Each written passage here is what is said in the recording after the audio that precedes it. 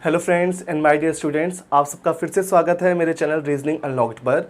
जैसा कि आप सब जानते हैं, इससे पहले मैंने जो वीडियो बनाया था उस वीडियो में मैंने कवर किया था सेट थ्योरी का पार्ट 1, और सेट थ्योरी के पार्ट 1 में हमने बेसिक्स कवर किए थे सारे उस चैप्टर के। ठीक है, आज की जो हमारी क्लास है वो होगी हमारी सेट थ्योरी पार्ट 2, जिसमें मैं मॉडरेट लेवल से लेकर हाई लेवल तक के क्वेश्चन करवाऊंगा। फॉर एग्जाम्पल, मैंने बोर्ड पर एक क्वेश्चन लिखा हुआ है ऑलरेडी। ये जो क्वेश्चन है ये एक मॉडरेट लेवल का क्वेश्चन है। मैं उससे पहले बताना चाहूँगा आप सबको कि जो भी स्टूडेंट ये वीडियो देख रहे हैं और उन स्टूडेंट्स में से जिन्होंने पहला वीडियो नहीं देखा है पार्ट 1 वाला सेट थ्योरी का, वो प्लीज़ पार्ट 1 वीडियो देखिए। अदरवाइज हो सकता है आपको आज की क्लास के जो क्वेश्चंस हैं वो समझ में नहीं आएंगे। कुछ बच्चों को हो सकता है आ भी जाएं, बट मैक्सिमम स्टूडेंट्स को समझ में नहीं आएंगे अगर वो इससे पहला वीडियो नहीं देखते हैं। सो आई सजेस्ट कि आप पहला वीडियो देखें, उसके बाद आज की क्लास शुरू करें। सो बिना टाइम वेस्ट किए शुरू करते हैं आज की class set theory part 2।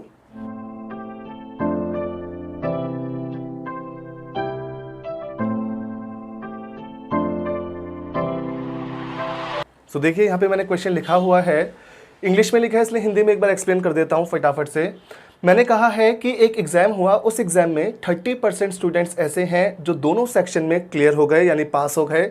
50% students हैं वो सेक्शन 1 में क्लियर हुए हैं। ओनली सेक्शन 1 नहीं लिखा है, सेक्शन 1 लिखा है। ठीक है, यानी कि हो सकता है वो दोनों में भी हुए हों और सेक्शन 1 में तो हुए ही हैं। 70% स्टूडेंट्स हैं वो सेक्शन 2 में क्लियर हुए हैं। उसके बाद कहता है कुछ स्टूडेंट्स ऐसे हैं जो किसी भी सेक्शन में क्लियर नहीं हुए हैं। यहाँ तक तो क्वेश्चन सिंपल है, बट इसके बाद जो उसने पूछा है वो थोड़ा सा ट्विस्टेड क्वेश्चन है, थोड़ा सा ट्रिकी क्वेश्चन है। कहता है find the number of students who doesn't clear any section is what percent of the students who clear only one section. कई बार स्टूडेंट्स इस क्वेश्चन को पढ़ के मिस इंटरप्रेट कर लेते हैं इसका मीनिंग।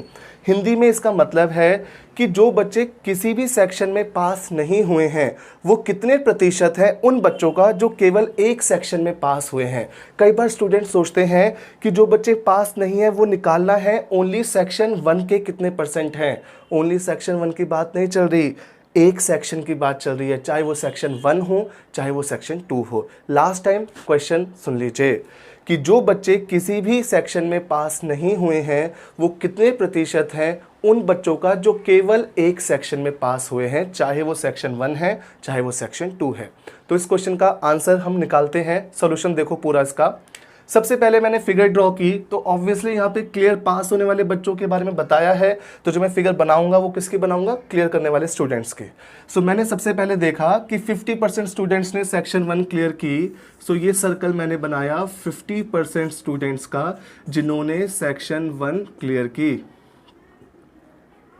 ठीक है, उसके बाद 70% ऐसे हैं जिन्होंने सेक्शन 2 क्लियर की, तो मैंने ये सर्कल बनाया उन स्टूडेंट्स का 70% का जिन्होंने सेक्शन 2 क्लियर की। उसके बाद बताया गया है कि 30% स्टूडेंट्स ऐसे हैं जिन्होंने दोनों सेक्शन क्लियर की हैं, तो ये 30% आ गया बीच में। ठीक है, अब हम आगे बढ़ने से पहले ही ये देख लेते हैं कि कौन से बच्चे ऐसे हैं जो सिर्फ सेक्शन 1 में पास हैं और कौन से ऐसे हैं जो सिर्फ सेक्शन 2 में पास हैं। सेक्शन 1 वालों के लिए 50% में से 30 माइनस किया तो ये आ गए 20% वो बच्चे जो केवल सेक्शन 1 में पास हुए हैं। 70 में से मैंने 30 माइनस किया तो ये आया 40%। इसका मतलब 40% बच्चे ऐसे हैं जो केवल सेक्शन 2 में पास हुए हैं। अब हम देख लेते हैं कि कौन से बच्चे ऐसे हैं जो सिर्फ पास हुए हैं एटलीस्ट एक में, 2 में या दोनों में। ठीक है, अगर मैं इन तीनों को जोड़ लेता हूं तो मुझे टोटल वो बच्चे मिल जाएंगे ना जो पास कर गए हैं, चाहे वो एक में पास करे, चाहे 2 में पास किए, चाहे दोनों में पास किए। या फिर 50 और 70 में से इसे माइनस कर दो, एक ही बात है। दोनों देख लो, मैंने 50 में से 70 में से माइनस कर दिया कॉमन वैल्यू 30, तो ये आ गया 90%। ठीक है, ये भी परसेंटेज में है वैल्यूज़। या फिर मैंने तीनों को जोड़ दिया 20 + 30 + 40, तो ये आ गया 90%। इसका मतलब ये जो क्लास है इस क्लास में 90% स्टूडेंट्स पास हो गए हैं। सो अब हम देखो बहुत जल्दी से बता सकते हैं कि कौन से स्टूडेंट्स हैं जो किसी सेक्शन में पास नहीं हैं। वो हैं हमारे 100 - 90, यानी 10% स्टूडेंट्स ऐसे हैं जो किसी भी सेक्शन में पास नहीं किए हैं। यहाँ तक क्लियर है आप सबको? सो उसके आगे देखो, हमने निकाल लिया 10% बच्चे हैं जो दोनों एग्जाम में दोनों सेक्शंस पे पास नहीं हुए हैं। अब हमने देख लेते हैं कि पूछा जो था उसको कैसे करना है।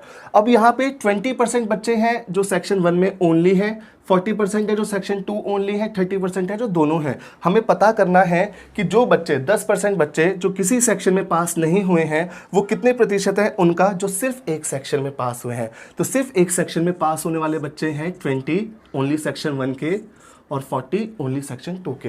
तो ओनली 1 सेक्शन जिन्होंने क्वालिफाई की है वो हो गए 60% स्टूडेंट्स 20 और 40 प्लस करके। ठीक है, अब लास्ट में मुझसे पूछा है कि ये जो स्टूडेंट्स हैं जो किसी सेक्शन में पास नहीं हुए कितने प्रतिशत है उन बच्चों का जो सिर्फ एक सेक्शन में पास किया है। तो बहुत सिंपल है, हम निकाल लेंगे 10 इज what % ऑफ 60। इसको हमने सॉल्व किया तो ये आया 100/6 और सॉल्व किया तो आ गया 16.66%। इसका मतलब ये जो क्लास है इस क्लास में जिन बच्चों ने कोई भी सेक्शन क्लियर नहीं की वो 16.66% हैं किसके, उन बच्चों के जिन्होंने केवल एक सेक्शन क्लियर की। आई होप ये क्वेश्चन आपको अच्छे ढंग से समझ में आया होगा। तो अब हम इसके बाद शुरू करते हैं नेक्स्ट क्वेश्चन। सो ये है हमारा नेक्स्ट क्वेश्चन, मैंने बोर्ड पे लिखा हुआ है, इसको हम सॉल्व करेंगे। ये जो क्वेश्चन है ये बैंक पीओ के एग्जाम में भी आ चुका है और ये जो वैरायटी है ये बीबीए के एग्जाम्स में भी आ चुकी है कई बार और काफ़ी अदर एग्जाम्स में भी आ चुकी है। सो इस क्वेश्चन को ध्यान से देखिए। मैंने आपको पिछली क्लास में यानी कि पिछले वीडियो में ये चीज़ बताई थी कि जो सेट थ्योरी के क्वेश्चन होते हैं वो फॉर्मूले की हेल्प से भी किए जा सकते हैं, इंटरसेक्शन और यूनियन वाले मेथड से। और मैंने आपको बताया था कि पर्सनली मैं रिकमेंड करता हूँ वेन डायग्राम वाला मेथड। सो ये जो क्वेश्चन है आपको इस क्वेश्चन से ये चीज़ बहुत अच्छे से समझ में आएगी कि वेन डायग्राम कैसे ज़्यादा आसान कर देती है क्वेश्चंस को। एक बार हमारी वेन डायग्राम फिलअप हो जाती है तो क्वेश्चन सारे एक एक सेकंड के अंदर हो जाते हैं। पर यूनियन इंटरसेक्शन के मेथड में क्या होता है, प्लस माइनस करना पड़ता है, कैलकुलेशन करनी पड़ती है फॉर्मूले फिट करके। सो देखिए इस क्वेश्चन को आप वेन डायग्राम की मेथड से। यहाँ पर बताया गया है कि सहारनपुर का एक शहर है, उस पर 30% लोग ऐसे हैं जिन्हें कोल्ड वेदर ठंड पसंद है, 40% लोग ऐसे हैं जिन्हें गर्मियाँ पसंद है और 55% लोग ऐसे हैं जिन्हें ऑटम यानी बसंत पसंद है। उसके बाद कहता है 18% लोग हैं जिन्हें कोल्ड और समर दोनों पसंद है, 20% लोग हैं जिन्हें समर और ऑटम दोनों पसंद है, 12% लोग ऐसे हैं जिन्हें ठंड और बसंत यानी कोल्ड और ऑटम दोनों पसंद है और 10% लोग ऐसे हैं जिन्हें तीनों वेदर्स पसंद हैं। उसके बाद ये 5 क्वेश्चन पूछे हैं। सो देखें, हमने फिगर बनाई फटाफट से।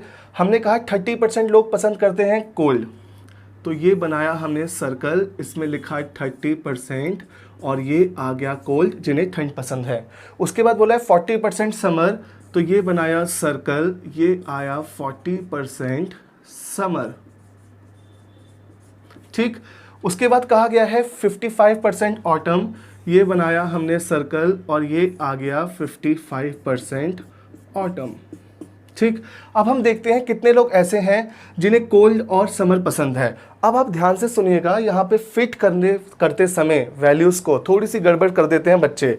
जैसे वो देखते हैं कि 18% लोग हैं जिन्हें कोल्ड और समर दोनों पसंद है, कोल्ड और समर दोनों पसंद है, तो स्टूडेंट क्या करते हैं, ये जो जगह है ना, ये जगह पे 18 लिख देते हैं और फिर जो लिखा है जिनको तीनों वेदर पसंद है 10 वो लिख देते हैं बीच में। अब आप एक बात बताइए कि यहाँ पे जो 18% है, ब्लू मार्कर से बता रहा हूँ, ध्यान से देखना, जो 18% दोनों को पसंद करते हैं कोल्ड और समर, क्या वो ये हिस्सा है, ये जो ट्राइंगल वाला हिस्सा है ये, या फिर वो 18% टोटल वैल्यू है इसकी और इसकी? इस बात को समझें, क्योंकि जो 18% लोग गर्मी और ठंड दोनों को पसंद करते हैं वो इन सर्कल को एक बार नीचे करके निकाल दो, हटा दो, तो ये जो एरिया है ना, ये वाला एरिया, इस एरिया की बात चल रही है 18% लोगों की। वैसे ही जब कहा जाता है 20% समर और ऑटम, तो समर ऑटम की जब बात चलती है तो ये जो पूरा एरिया है ये इस पूरे एरिया की बात चल रही होती है। सो इसको ध्यान में रखना है। यहाँ पर मुझसे कहा गया है 10% तीन वेदर्स, तो ये चीज़ कंफर्म है, तीनों के बीच में ये जो कॉमन एरिया है ये वैल्यू है 10% की। ठीक है, अब मैं देखूंगा 18% कहता है कोल्ड और समर, ये जो 18% की वैल्यू है इस 18% की वैल्यू में से 10 लोग ऐसे हैं जिन्हें ऑटम भी पसंद है। तो अगर मुझे बताना है सिर्फ वो लोग जिन्हें ठंड और गर्मियाँ पसंद हैं, तो वो आएगा 18 माइनस 10, 8%। ये बात समझ में आई?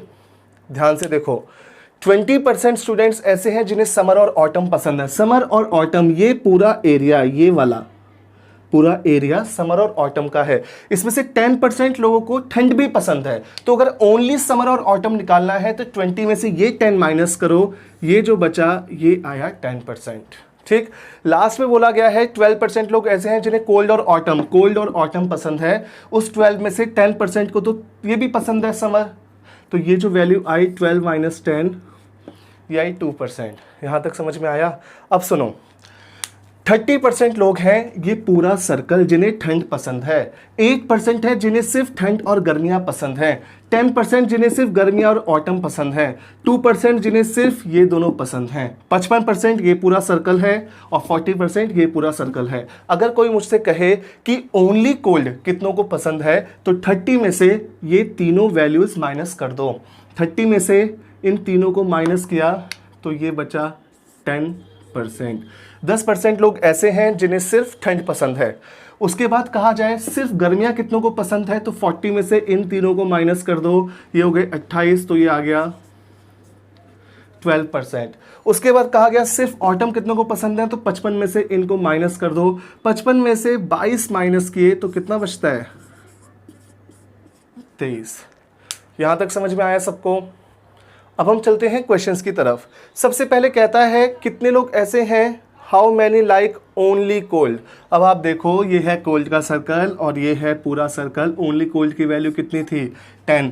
यानी जो फर्स्ट क्वेश्चन है इसका आंसर है 10%। ठीक है। उसके बाद दूसरा क्वेश्चन है how many like none of the weathers. अब आप ध्यान से सुनिएगा, ये जो पूरी फिगर है ना, ये पूरी फिगर तीनों गोलों को मिला के ये मुझे दर्शाती है कि इनमें जितने भी लोग शामिल हैं वो कोई ना कोई मौसम तो पसंद करते ही हैं। मुझे नहीं पता ऐसे कौन से लोग हैं जिन्हें ना बसंत पसंद है, ना गर्मियाँ, ना ठंड। चलो होंगे कुछ लोग फिलहाल। यहाँ पर ये जो लोग हैं ये क्या हैं? ये वो लोग हैं जो किसी ना किसी मौसम को पसंद करते हैं। मुझे बताने कौन से हैं जो किसी को पसंद नहीं करते। तो सिंपल सी बात है, मैं क्या करूँगा, मैं टोटल लोग होंगे 100%, चाहे कहीं की भी बात हो, इस 100 में से इन सबको जोड़कर माइनस कर दूंगा। फटाफट से इन सबको जोड़ते हैं, 10 10 10 30 40, ये हो गए 52 और 33 85। इसका मतलब 15% लोग ऐसे हैं जिन्हें कोई भी मौसम पसंद नहीं है, यानी सेकंड क्वेश्चन का आंसर है 15%। थर्ड क्वेश्चन की तरफ हम बढ़ते हैं। How many like at least one. कितने लोग ऐसे हैं जिन्हें कम से कम एक तो पसंद ही है मौसम। तो आपके सामने ये जो फिगर पूरी है ये किसकी फिगर है? एटलीस्ट वन की। कि यहाँ पे जितने लोगों ने कम से कम एक मौसम तो पसंद है ही है, तो ये आ गया 85%, जो ऑलरेडी कैलकुलेट हम कर चुके हैं।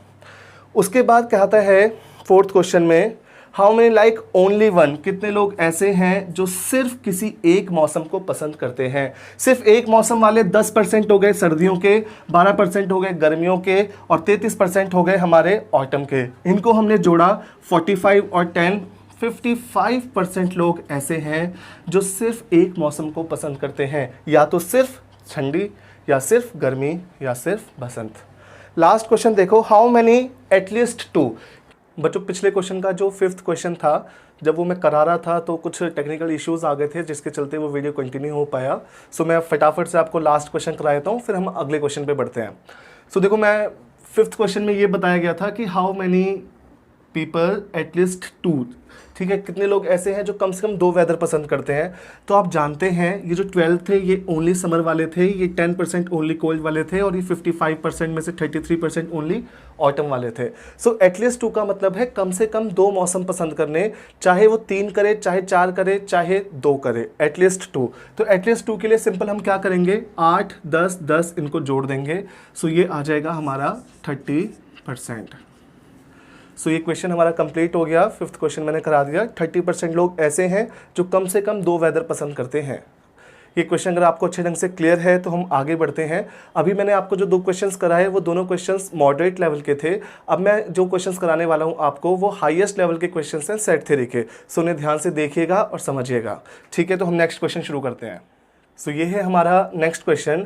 ये जो क्वेश्चन बोर्ड पे मैंने लिखा है ये काफ़ी अच्छा क्वेश्चन है, अच्छे लेवल का क्वेश्चन है, टफ क्वेश्चन है।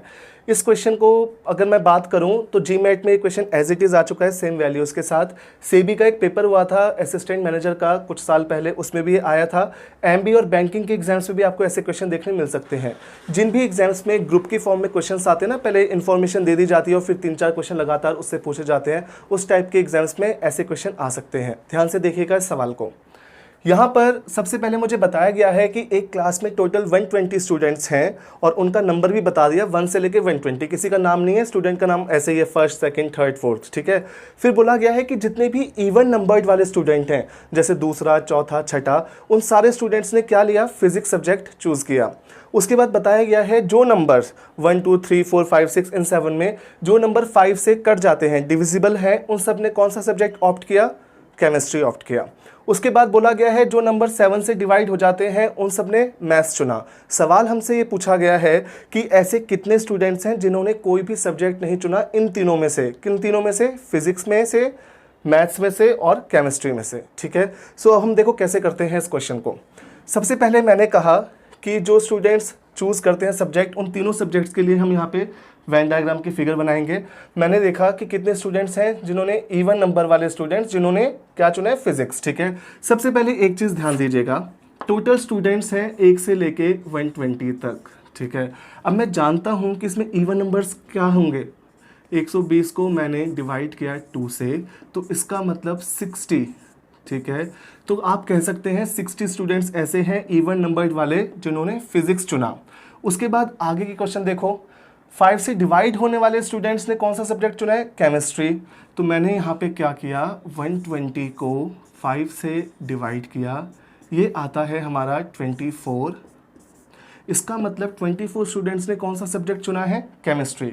उसके बाद आगे देखो, 120 को अगर मैं 7 से डिवाइड करता हूँ तो 7 से अगर मैं इसको डिवाइड करूँगा तो 70 कट जाएगा सीधा हमारा 10 से। उसके बाद कितना आएगा, 17। 119 आप देखोगे तो पूरा पूरा कट जाता है 7 से। इसका मतलब ये जो क्लास है, इस क्लास में 60 स्टूडेंट्स ने चुना है हमारा फिजिक्स सब्जेक्ट। 24 बच्चे ऐसे हैं 5 से डिवाइड होने वाले जिन्होंने चुना है केमिस्ट्री, और 17 स्टूडेंट्स ऐसे हैं जिन्होंने चुना है मैथ्स, ठीक है। अब हम इसकी फिगर ड्रॉ कर देते हैं। यहाँ पे देखो, ये जो सर्कल है, ये सर्कल मैंने ड्रॉ किया फिजिक्स का, और टोटल स्टूडेंट्स कितने हैं, 60। मैंने ये सर्कल ड्रॉ किया केमिस्ट्री का, और इसमें कितने स्टूडेंट हैं, C for chemistry, P for physics and M for maths. तो ये है हमारे पास टोटल 24। उसके बाद देखें 17 स्टूडेंट्स ऐसे हैं जिन्होंने मैथ्स चुना है। 17 स्टूडेंट्स ऐसे हैं जिन्होंने मैथ्स चुना है। यहाँ तक क्लियर है सबको। उसके बाद देखो, अब ये जो फिगर है इसमें मुझे सिर्फ इतना सर्कल मिला मैथ्स वाला, ये सर्कल मिला केमिस्ट्री वाला, और ये सर्कल मिला मुझे फिजिक्स वाला। अब ये पूरा फिगर है, पूरी फिगर है, ये फिगर रिप्रेजेंट करती है उन स्टूडेंट्स को जिन्होंने एटलीस्ट कोई ना कोई एक सब्जेक्ट चुना है, या तो फिजिक्स चुना है, या केमिस्ट्री चुना है, या फिर मैथ्स चुना है। हमें क्वेश्चन में पता क्या करना है, उन स्टूडेंट्स के बारे में जिन्होंने इन तीनों में से कोई भी सब्जेक्ट नहीं चुना। तो ये करने के लिए अगर हमें ये और ये 4 वैल्यूज़ पता चल जाएंगी तो ये क्वेश्चन फटाफट से हो जाएगा। अब यहाँ पर ये पता करने के लिए थोड़ी सी मेहनत करनी पड़ेगी, क्योंकि क्वेश्चन ऐसा ही है, क्वेश्चन चाहता ही नहीं है कि बहुत जल्दी आंसर निकले, ये चाहता है कि स्टूडेंट थोड़ी सी मेहनत करे। तो सुनिएगा, अब मैं जानता हूँ कि यहाँ पे फिजिक्स है, ये केमिस्ट्री है, इसका ये जो पार्ट है, अगेन मैं ब्लू मार्कर से बताता हूँ आपको। अगेन इसका ये वाला जो पार्ट है नीचे तक का, ये रिप्रेजेंट करता है उन स्टूडेंट्स को जिन्होंने फिजिक्स केमिस्ट्री तो लिया ही है, साथ में शायद कुछ बच्चों ने मैथ्स भी लिया है। ये वाला जो पार्ट है पूरा, ये वाला पार्ट ये मैथ्स का है, पर ये जो एरिया है, ये एरिया हो गया हमारा केमिस्ट्री और मैथ्स के स्टूडेंट्स का, और यहाँ पे ये जो एरिया बचा तीसरा, ये हो गया हमारा फिजिक्स और मैथ्स का। अब मुझे पता करना है सबसे पहले फिजिक्स और केमिस्ट्री चूज़ करने वाले कॉमन बच्चे कितने हैं। अब मैं यहाँ पे देखूंगा ध्यान से, तो यहाँ पर फिजिक्स जो जिन बच्चों ने चुना था वो सारे कौन थे, इवन नंबर वाले। केमिस्ट्री जिन्होंने चुना था वो सारे कौन थे, 5 से डिवाइड होने वाले। सो अगर मैं 2 और 5 के कॉमन मल्टीपल्स देखूंगा जो 2 और 5 दोनों से डिवाइड हो जाते हैं, इसका मतलब उन बच्चों ने फिजिक्स और केमिस्ट्री दोनों सब्जेक्ट लिया है। 2 और 5 के मल्टीपल्स पता करने के लिए देखो 2 और 5 का एलसीएम क्या होता है, इसका एलसीएम हो जाता है 10, ठीक है। इसका मतलब 1 से लेके 20 तक के जितने भी मल्टीपल्स हैं उनमें से 1 से लेके 20 तक के जितने भी डिजिट्स हैं उसमें जो 10 के मल्टीपल्स होंगे, 10 से जो कट जाएंगे, उन सारे स्टूडेंट्स ने कौन सा सब्जेक्ट चुना है, फिजिक्स और केमिस्ट्री दोनों चुने हैं, ठीक है। सो अब आप देखो 120 बच्चों में 10 के मल्टीपल कितने होंगे, डायरेक्ट कैलकुलेशन है 12 होंगे। इसका मतलब फिजिक्स केमिस्ट्री चुनने वाले टोटल स्टूडेंट्स कितने हैं, फिजिक्स प्लस केमिस्ट्री चुनने वाले टोटल स्टूडेंट्स हो गए हमारे 12, ठीक। उसके बाद देखो फिजिक्स और मैथ्स चूज करने वाले कौन से बच्चे होंगे। फिजिक्स वाले तो वो हैं जो इवन नंबर थे, और मैथ्स वाले वो हैं जो 7 से डिवाइड होते थे। तो इसका मतलब 2 और 7 के जो मल्टीपल्स हैं उन सब ने मैथ्स भी लिया है और फिजिक्स भी लिया है, ठीक है। तो 2 और 7 के मल्टीपल्स निकालने के लिए हम 2 और 7 का एलसीएम देखेंगे। तो 2 और 7 का एलसीएम आ जाएगा 14, ठीक है। तो अब यहाँ पे 14 से कटने वाले कितने डिजिट्स होंगे, ऐसे 1 से लेके 20 तक। सीधी सी बात है, 14 का टेबल पढ़ोगे फटाफट से तो आप देखोगे 112 जो होता है वो 8 से कटता है 14 से। मतलब 14 को अगर आप 120 को अगर आप डिवाइड करोगे 14 से तो आपका आंसर 8 आएगा ना, क्योंकि 112 कट जाएगा। इसका मतलब फिजिक्स और मैथ्स लेने वाले बच्चे हैं 8। यहाँ तक समझ में आया। अब इसके बाद देखो केमिस्ट्री और मैथ्स चुनने वाले बच्चे कौन से हैं। केमिस्ट्री के लिए वो स्टूडेंट्स जो 5 से डिवाइड होते थे और मैथ्स के लिए वो स्टूडेंट्स जो 7 से डिवाइड होते थे। तो सीधी सिंपल सी बात है, 5 और 7 से जो भी मल्टीपल्स डिवाइड होते हैं उन सब ने कौन सा सब्जेक्ट लिया है, केमिस्ट्री और मैथ्स दोनों। 5 और 7 का एलसीएम क्या हो जाएगा हमारा 35। इसका मतलब 35 के जो मल्टीपल्स हैं वो उन सब ने केमिस्ट्री और मैथ्स चुना है। 35 के मल्टीपल्स हम जानते हैं कि 120 में सिर्फ 3 ही होंगे, 35, 70 और 105। तो यहाँ पे आ गया केमिस्ट्री प्लस मैथ्स चुनने वाले स्टूडेंट हैं 3, ठीक।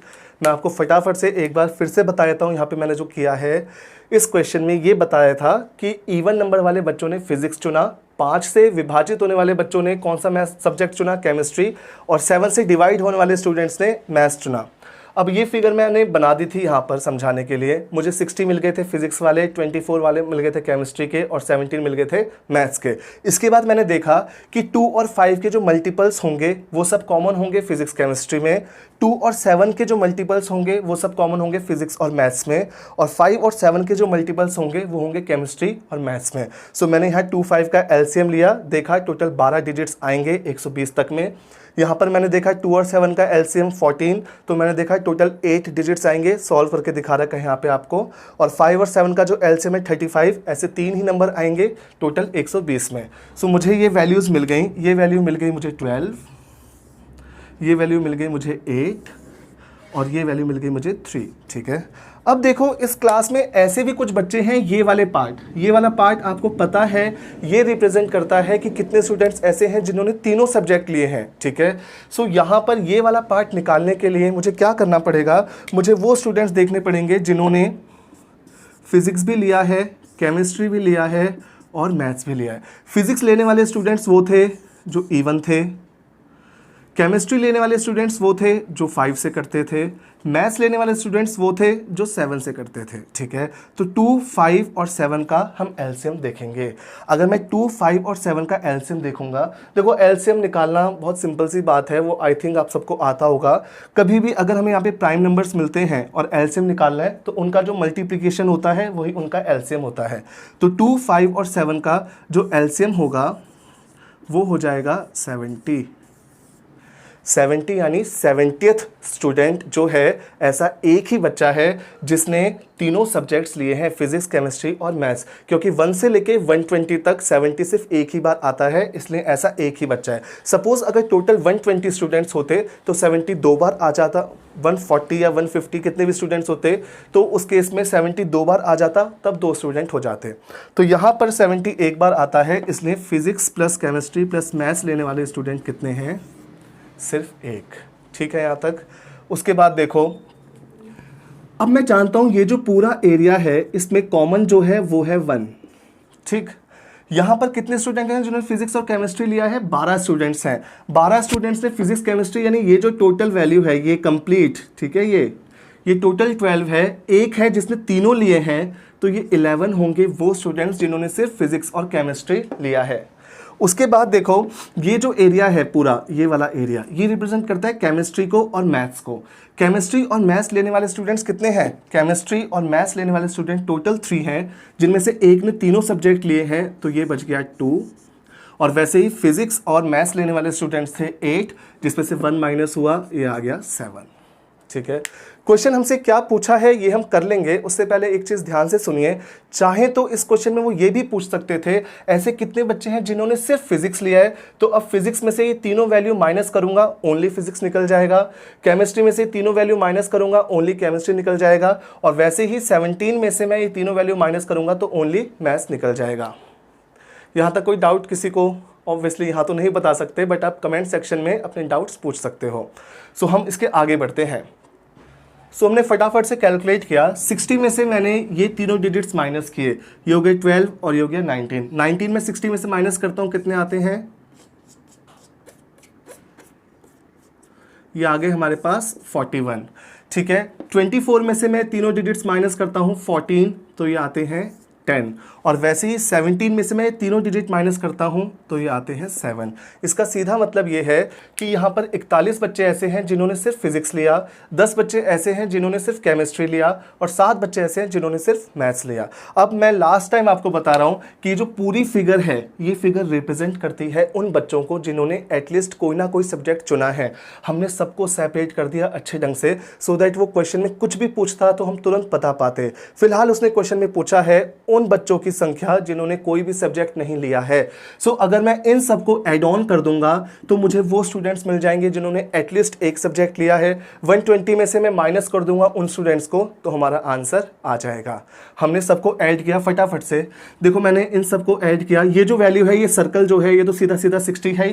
60 में ये ऐड किए मैंने तीनों, ये हो गए हमारे 72 और ये 79। इसका मतलब 79 स्टूडेंट्स ऐसे हैं जिन्होंने एटलीस्ट एक ना एक सब्जेक्ट लिया ही है। तो वो स्टूडेंट जो सवाल पूछा गया है मुझसे, यहाँ पे करके बता देता हूँ, मुझसे जो पूछा गया है कि ऐसे कितने स्टूडेंट हैं जिन्होंने कोई सब्जेक्ट नहीं लिया, वो हो जाएंगे हमारे 120 में से माइनस किया 79 और ये आ गया आंसर 41। इसका मतलब इस क्लास में 41 स्टूडेंट्स ऐसे हैं जिन्होंने कोई भी सब्जेक्ट नहीं चुना है। ये जो क्वेश्चन है ये अच्छा क्वेश्चन है, इसको ध्यान से देख लीजिए और समझ लीजिए। कोई भी आपको डाउट आए तो मैंने आपको लिंक्स दे रखे हैं, आप टेलीग्राम पे पूछ सकते हैं, व्हाट्सएप पे पूछ सकते हैं, और बेस्ट है कि आप कमेंट सेक्शन में भी पूछ सकते हैं अगर चाहें तो। यहाँ पे देखो, लास्ट टाइम मैं बता दूं कि इन्होंने सिर्फ एक सवाल पूछा था हमसे, कितने स्टूडेंट ऐसे हैं जिन्होंने कोई सब्जेक्ट नहीं लिया। वो चाहते तो और भी सवाल पूछ सकते थे। सो ये है हमारा पूरा क्वेश्चन। अब हम चलते हैं आगे। सो ये है हमारा अगला क्वेश्चन। देखिए इस क्वेश्चन के बारे में मैं आपको थोड़ा सा बताना चाहूँगा। ये वो क्वेश्चन है जो बहुत सारे स्टूडेंट्स मुझसे पूछ चुके हैं, बहुत बार व्हाट्सएप पे पूछा है, अलग अलग ज़रियों से पूछा है। मेरे ये चैनल स्टार्ट करने से पहले बहुत सारे ही स्टूडेंट्स ने इस क्वेश्चन को मुझसे सवाल किया था। इस क्वेश्चन को आप अगर ढूंढेंगे तो ये आपको नेट पर मिल जाएगा, बट इसका ना सिर्फ डायरेक्ट आंसर मिलेगा, कहीं पर भी इसका सोल्यूशन अवेलेबल नहीं है। सो मैं आपको यहाँ पर कराता हूँ पूरा क्वेश्चन। ये बैंक PO में, SBI PO में ये सवाल आ चुका है। उसके अलावा मैं बताना चाहूँगा जितने भी बैंकिंग के एग्ज़ाम्स हैं उनके लिए तो इम्पोर्टेंट है ही, उसके अलावा क्लैट के एग्ज़ाम्स में भी इस तरह के क्वेश्चंस आते हैं, और जितने भी MBA के एग्ज़ाम्स होते हैं उनके पॉइंट ऑफ व्यू से भी ये क्वेश्चन काफ़ी इम्पोर्टेंट है। ठीक है, सो आप समझिएगा, अच्छे लेवल का क्वेश्चन है, देखते हैं।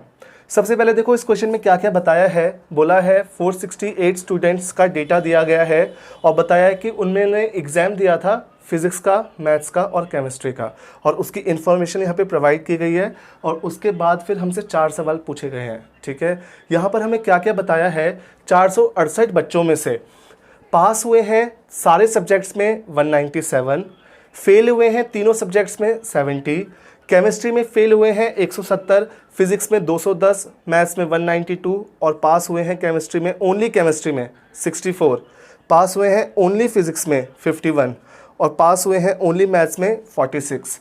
अगर आप देखेंगे उसके बाद ये सवाल है तो उसको हम करना शुरू करते हैं।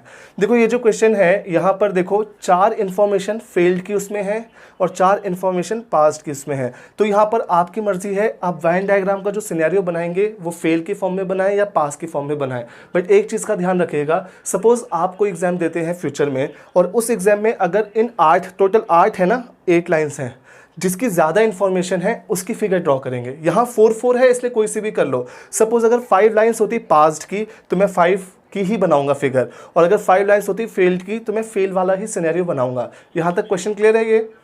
तो देखो मैं यहाँ पे जो सिनेरियो बनाने वाला हूँ वो पास का बनाने वाला हूँ। तो आप एक काम कीजिएगा, मुझसे पूरा यहाँ पे क्वेश्चन समझ लीजिएगा पास के सिनेरियो से, उसके बाद घर पे ट्राई कीजिएगा फेल वाला सिनेरियो बना के खुद से।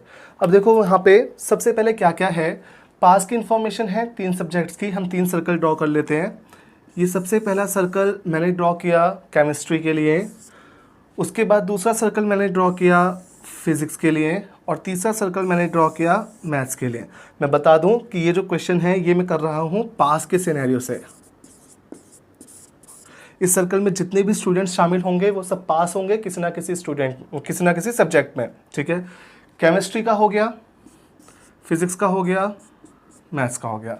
अब कहते हैं ओनली केमिस्ट्री में कितने पास हैं। ओनली केमिस्ट्री में पास हैं 64 लोग। ओनली फिजिक्स में कितने पास हैं, वो है 51। ओनली मैथ्स में कितने पास हैं, वो है 46। उसके बाद देखो मुझे तीनों में पास की इन्फॉर्मेशन दी है। मैं जानता हूँ ये जो एरिया है ये एरिया क्या दर्शाता है, जो सब स्टूडेंट्स तीनों सब्जेक्ट्स में पास हुए हैं, और वो है हमारे पास 197। ठीक है, अब देखो यहाँ तक का जो सिनेरियो है ये तो बच्चे फिलअप कर लेते हैं और यहाँ तक लगभग सबसे ही हो जाता है। इसके बाद दिक्कत आती है ये इन्फॉर्मेशन पता करने में, सारी की सारी दिक्कत आती है यही इन्फॉर्मेशन पता करने में। या तो यहाँ पे स्टूडेंट्स अटक जाते हैं या फिर यहाँ पे सरेंडर करके क्वेश्चन आगे बढ़ जाते हैं। अगर आपको ये तीनों इन्फॉर्मेशन मिल जाएँ, ये तीनों वैल्यूज़ मिल जाएँ तो ये क्वेश्चन बहुत जल्दी सॉल्व हो जाएगा। अब देखो ये कैसे पता करेंगे। आप सबसे पहले इस बात को समझें और ध्यान दें मेरे शब्दों की तरफ कि ये जो सर्कल है ये सर्कल है केमिस्ट्री के पास वाले स्टूडेंट्स का। इसका मतलब इस सर्कल के बाहर जितने भी लोग हैं वो सब केमिस्ट्री में तो पक्का ही फेल हैं। ये जो सर्कल है ये है फिजिक्स का, जो बच्चे फिजिक्स में पास हुए हैं इसके अलावा जितने भी लोग हैं वो सब फेल हैं फिजिक्स में। वैसे ही ये सर्कल है सिर्फ मैथ्स वालों का, मैथ्स में पास हैं इतने स्टूडेंट्स, बाकी जो सब बाहर हैं वो सब कम से कम मैथ्स में तो पक्का ही फेल हैं। अब देखो आप यहाँ पर कितने लोग हैं ऐसे जो तीनों में फेल हैं, वो है 70 लोग। 70 स्टूडेंट्स ऐसे हैं जो तीनों में फेल हैं। अब मुझे यहाँ पे बताया गया है फेल्ड इन केमिस्ट्री 170। टोटल 170 बच्चे ऐसे हैं जो केमिस्ट्री में तो पक्का फेल हैं। इन एडिशन टू केमिस्ट्री हो सकता है किसी और में भी फेल हों। अब देखो ये तो हो गए केमिस्ट्री के पास वाले बच्चे, ये भी पास, ये भी पास और ये भी पास।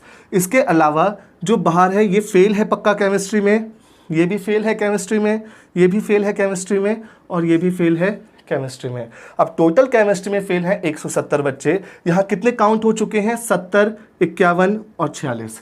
इनको अगर मैं ऐड करता हूँ ये हो गए 97। 97 में 70 जोड़े हो गए 167। 167 बच्चे हो गए टोटल। तो जो 3 हैं 170 में से 167 आ चुके हैं, वो 3 कहाँ जाएंगे, यहाँ पर। समझ में आया इतना। उसके आगे देखो यहाँ पर ये जो सर्कल है इसके अंदर जितने लोग हैं वो सारे मैथ्स में पक्का पास हैं और उसके बाहर जो हैं वो सारे मैथ्स में पक्का फेल हैं। अब मैं जानता हूँ ये भी मैथ्स में फेल है, ये भी मैथ्स में फेल है और ये भी मैथ्स में फेल है। टोटल मैथ्स में फेल लोग कितने हैं, 192। अगर मैं इन दोनों को जोड़ता हूँ तो ये हो जाते हैं 115 और 70 जोड़ता हूँ तो ये हो जाते हैं 185। अगर मैं 185 को 192 से माइनस करता हूँ तो ये आ जाता है 7। ठीक है। ये जो 7 है ये आ गया हमारा रिमेनिंग डिजिट, और ये 7 हमें ये बताता है कि 7 स्टूडेंट्स ऐसे हैं जो फिजिक्स और केमिस्ट्री सिर्फ इन दोनों में पास हैं, ठीक है। उसके बाद देखो अब हमारे बच गया ये वाली वैल्यू, ये जो है फिजिक्स का, ये सारे स्टूडेंट्स फिजिक्स में पक्का पास हैं। उसके बाहर जो है 64 और 46 ये फिजिक्स में फेल है, और 70 भी फिजिक्स में फेल है। अगर मैं इनको जोड़ता हूँ तो देखिए ये हो गया हमारा 110 और 70 180, और टोटल कितने दिए थे फिजिक्स के फेल 210। तो 210 में से मैंने 180 माइनस किया तो ये आ गए 30, ठीक है। अब देखो यहाँ तक का हमारा क्वेश्चन क्लियर है। इससे हमें ये पता चलता है कि जैसे ही यहाँ पे सारी फिगर हमारी कंप्लीट हो गई, उसके बाद पूछने वाला कोई भी क्वेश्चन पूछेगा वो हमसे फटाफट हो जाएंगे।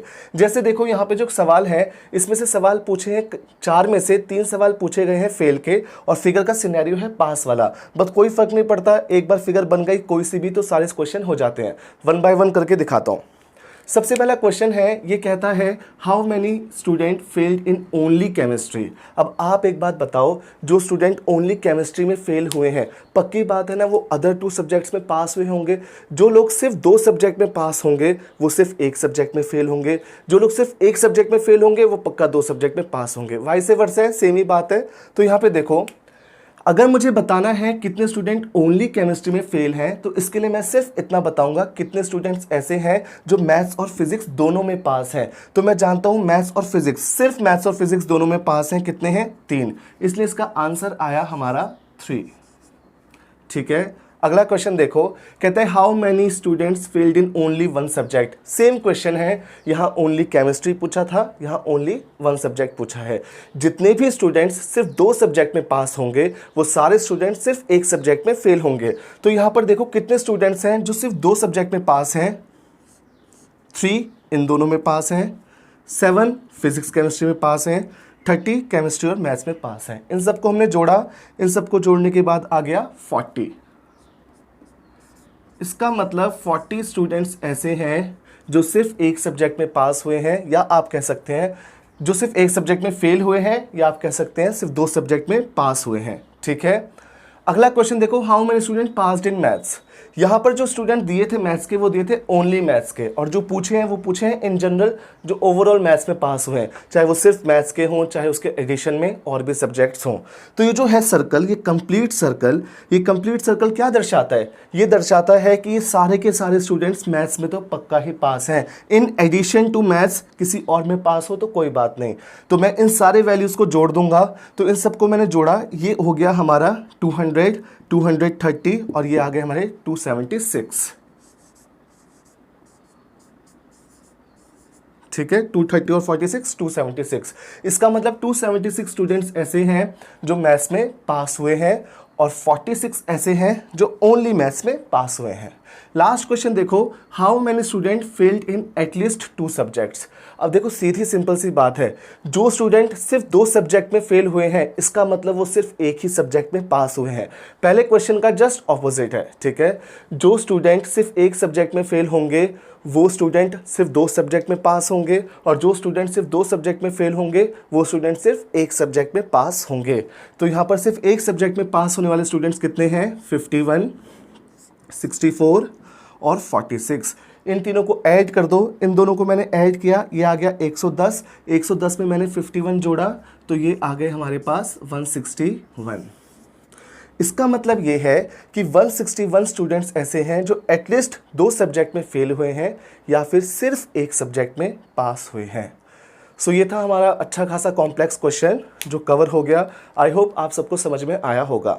तो यहाँ पे इस क्वेश्चन के साथ हमारा ये जो चैप्टर है सेट थ्योरी ये हमारा कंप्लीट होता है। आज की क्लास में मैंने जो शुरुआत के जो क्वेश्चंस करवाए थे वो मॉडरेट लेवल के क्वेश्चंस थे, और लास्ट के जो मैंने 2 क्वेश्चन कराए हैं ये काफ़ी हाई लेवल के क्वेश्चंस हैं। ये आपको हेल्प करेंगे बड़े बड़े एग्जामिनेशंस में सीधा 4 से 5 नंबर लाने के लिए। सो आज की क्लास में बस इतना ही। और आप एक काम कर सकते हैं, आप मुझे कमेंट सेक्शन में बता सकते हैं कि आप कौन सा टॉपिक चाहते हैं जो मैं अगली क्लास में लूँ। सपोज़ अगर किसी टॉपिक की ज़्यादा डिमांड होती है तो वही टॉपिक मैं अगली क्लास में कंटिन्यू कर दूँगा, ठीक है। बट हो सके तो मुझे बता दीजिएगा आज शाम की इवनिंग तक या फिर मैक्सिमम रात तक, ठीक है। सो आज के लिए इतना ही। Thank you very much.